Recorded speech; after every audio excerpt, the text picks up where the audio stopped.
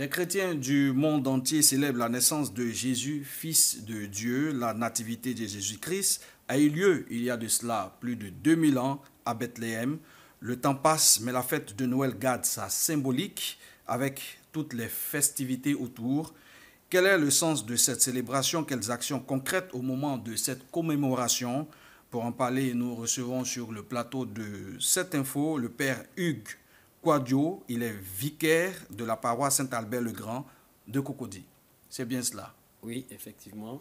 Merci d'avoir répondu à notre invitation. Oh, c'est un plaisir pour moi de communiquer l'enseignement de l'Église et de témoigner du Christ partout.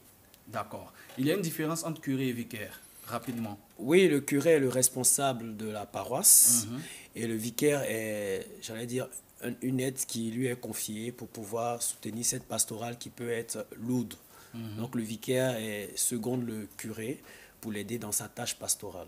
D'accord. Donc, vous aidez le curé dans sa tâche pastorale. Et aujourd'hui, il est question de parler de Noël.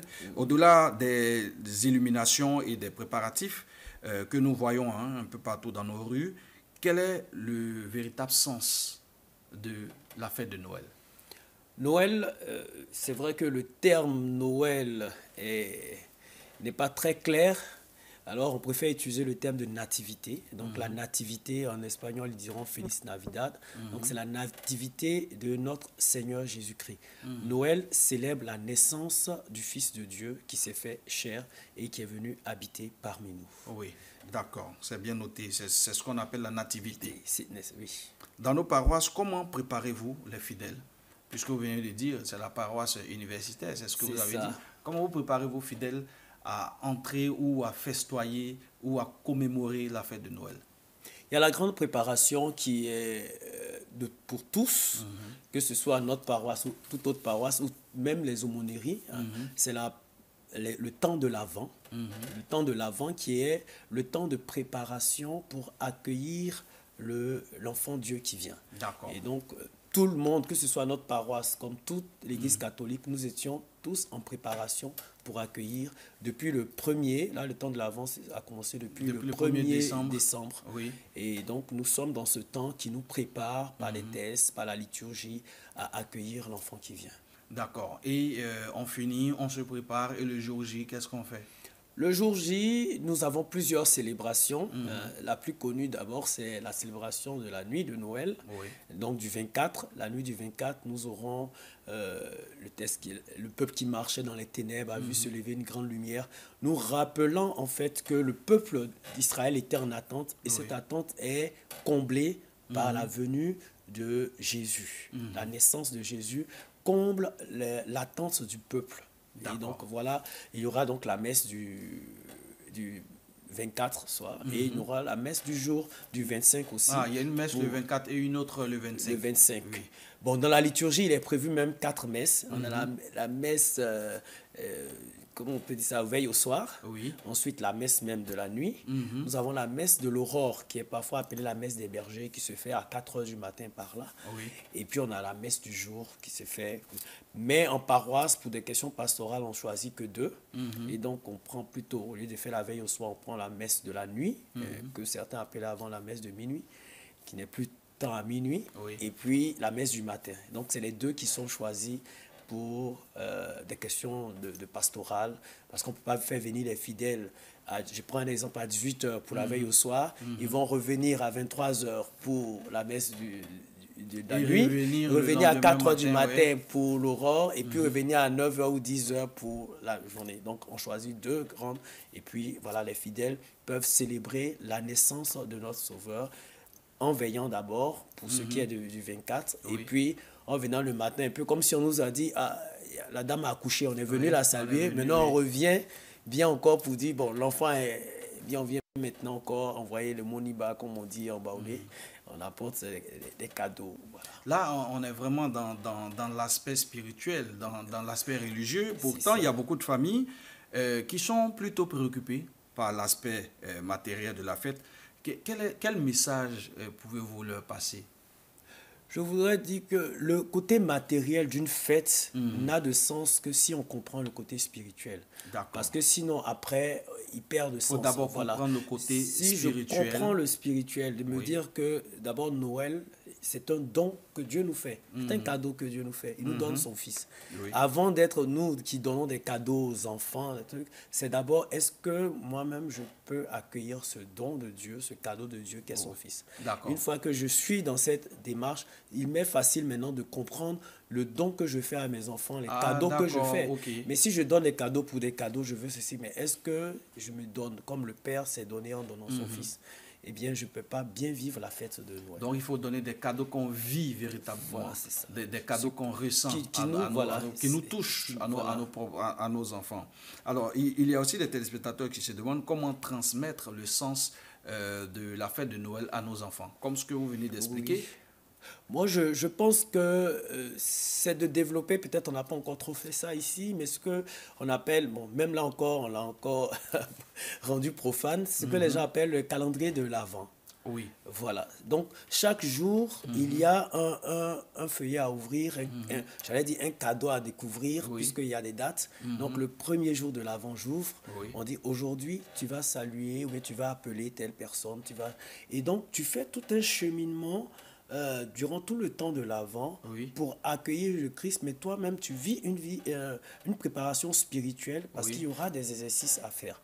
Et donc ça serait bien de ne pas vivre, d'entrer dans le temps de l'Avent, de vivre, je viens le dimanche, non. Il y a des exercices spirituels que tu peux faire. Est-ce que vous enseignez ces exercices-là? Est-ce que les chrétiens le savent? Ils savent que ces exercices existent? Bon, j'allais dire oui et non. Parce que tout le monde sait que le temps de l'Avent, on en fait une recollection de but. Et donc, de là, on te demande de choisir des efforts à faire, des exercices à faire. Maintenant, là, c'est personnel.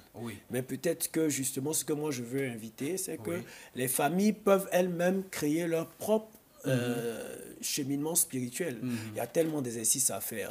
On peut dire que le 8, on fera tel pèlerinage au sanctuaire marial.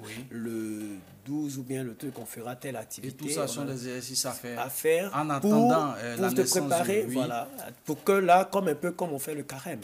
On a tellement d'exercices, le chemin de croix, les trucs que les gens font. Il y a beaucoup de choses, mais on a l'impression que ce n'est pas connu du grand public. C'est ça. C'est aussi, on revient sur le côté communication. On n'était pas habitué à communiquer ce qui se faisait. Et donc, ceux qui sont extérieurs à l'église ne sont pas toujours informés. Ne percevaient pas véritablement ce qui s'est passé. Alors, est-ce que l'église propose des actions concrètes pour aider chacun à redécouvrir la joie de Noël, particulièrement pour ceux qui traversent des moments difficiles, par exemple? Il y a des neuvaines, comme on dit. Dans le temps de l'Avent, la plus grande neuvaine, d'abord, c'est la neuvaine. Le vin, c'est 9 jours. 9 jours. Ah non, 9 jours. Donc, sur 9 jours, un temps de prière continue sur un sujet précis. On peut choisir pour une guérison, pour un sujet précis, comme je l'ai dit, pour un travail ou bien pour une restauration. Et donc, il y a la neuvaine de l'Immaculée Conception. Donc, on peut le faire, qui nous prépare à vivre le 8 décembre, mais qui est dans le temps de l'Avent et donc qui nous permet de pouvoir vivre un exercice spirituel. On a aussi même la neuvaine de Noël. Il y a le père Charles Bois qui a fait un beau petit feuillet aussi sur comment se préparer pendant 9 jours, mais là on ne peut pas faire actuellement puisque c'est déjà passé. C'est sur 9 jours à Noël. Donc 9 jours avant Noël. Avant Noël, on commence. Ça peut être une prière en famille, voilà, où on se prépare. On a une intention, comme vous le dites, qui peut être peut-être la recherche d'emploi, la guérison, ou bien un projet qu'on veut pouvoir faire, on veut confier à l'enfant Dieu qui vient. Puisque quand il vient, il est la promesse que Dieu va sauver son peuple. Et donc, si je fais ma neuvaine aussi, ça devient une promesse de Dieu pour moi, de terminer le 25 en me disant que par la venue du Fils de Dieu vient aussi la grâce que j'ai la grâce du Seigneur. Ah oui, là ça se comprend bien. C'est comme si le ciel s'ouvrait véritablement pendant cette période-là, avant la naissance du Seigneur Jésus. C'est bien cela. C'est ça. Il y a aussi des familles qui veulent passer une Noël simple, une fête simple. Avec tout ce que vous avez expliqué, comment est-ce que ces familles devraient célébrer la fête de Noël? Moi, la simplicité peut se jouer avec la crèche. On n'a pas encore cette culture ici, la culture de la crèche. là, même en paroisse, parfois, on monte la crèche à la fin, alors qu'on pouvait justement monter la crèche dès le début. Oui. Pour montrer la simplicité. On n'a pas besoin de mettre un sapin, on n'a pas besoin de mettre des guirlandes et des décorations. On a notre crèche et qui va s'enrichir au fur et à mesure. Par exemple, on peut mettre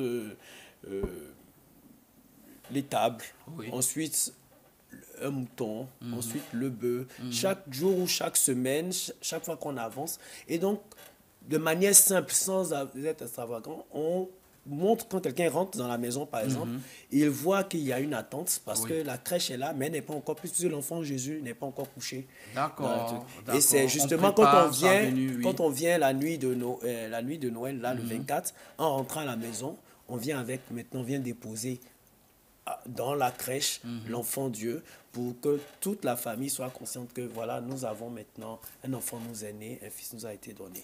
D'accord, d'accord mon père. On est déjà à la fin de cet entretien, comme vous pouvez le constater. Un dernier message à nos téléspectateurs qui souhaitent vivre un Noël plus authentique. Le message, c'est de dire que le Christ vient, l'enfant Dieu vient pour nous sauver. Oui. Et le message pour nous, c'est d'être conscient qu'on ne reçoit que ce qu'on attend. Si je n'attends pas le Christ, je ne vais pas m'attendre à ce qu'il agisse dans ma vie. Et donc, il faut que je sois dans une disposition d'attente. C'est vrai que nous sommes à quelques jours, et même si c'est le jour J, comment est-ce que mon cœur, parce que maintenant, il ne va pas naître dans une crèche, il va naître dans mon cœur, comment est-ce que mon cœur l'attend? Et donc, c'est de vraiment, dans la prière, demander au Seigneur de faire de mon cœur un cœur qui attend son agir dans ma vie. Dieu comble son bien-aimé. Donc, si j'attends, il va me combler. Si je n'attends pas, je ne serai pas surpris que rien n'agisse. Merci, mon père. Donc, joyeux Noël à tous et que la promesse s'accomplisse en accueillant le Fils de Dieu. Merci d'être passé sur le plateau de cette info. Je rappelle que vous êtes le vicaire de la paroisse Saint-Albert-le-Grand de Cocody, la paroisse universitaire. C'est ça. Merci d'être passé sur notre plateau. Merci. C'est la fin de cette émission. On se retrouve une autre fois. D'ici là, l'actualité continue sur cette info et 3xW7info.ci. Au revoir.